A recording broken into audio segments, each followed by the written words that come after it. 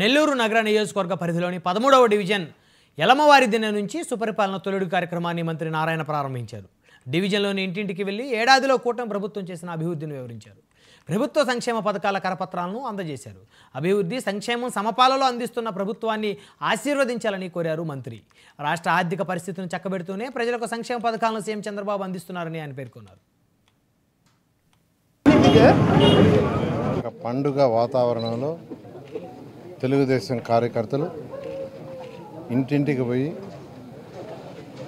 ఈ ప్రభుత్వం, ఈ ఎన్డీఏ ప్రభుత్వం ఈ ఒక్క సంవత్సరంలో ఏమేం చేస్తుందో వివరిస్తూ, ఒక బ్రోచర్ ఇచ్చి వివరిస్తూ, వాళ్ళ సమస్యలు ఏమన్నా ఉంటే ఆ సమస్యలు కూడా కనుక్కొని ప్రభుత్వానికి చెప్పి అవి సాల్వ్ చేసేట్టుగా చేయాలని తెలుగుదేశం పార్టీ అధినేత గౌరవనీయ ముఖ్యమంత్రి నారా చంద్రబాబు నాయుడు గారి ఆదేశంతో ఈరోజు 175 కాన్స్టిట్యున్సీలో తెలుగుదేశం కార్యకర్తలు ఇంటింటికి తిరుగుతున్నారు. ఆ నేపథ్యంలో నేను కూడా నెల్లూరు సిటీ ఎమ్మెల్యేగా నెల్లూరులోని 246, 47 బూతుల్లో, అంటే 13వ డివిజన్లో ఇది యలమవారి దిన్నే, నెల్లూరులో ఉన్న పేదలు నిరుపేదల్లో ఇదొక బూత్. ఈ బూత్లో యాక్చువల్గా ఒక 35 ఇళ్ళ వరకు యాక్చువల్గా తిరిగాను.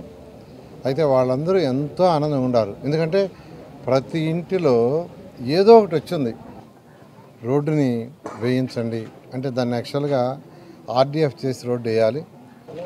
ఒక పండుగ వాతావరణంలో మునుగోడు ఎమ్మెల్యే రాజగోపాల్ రెడ్డి కక్ష సాధింపు చర్యలకు పాల్పడటం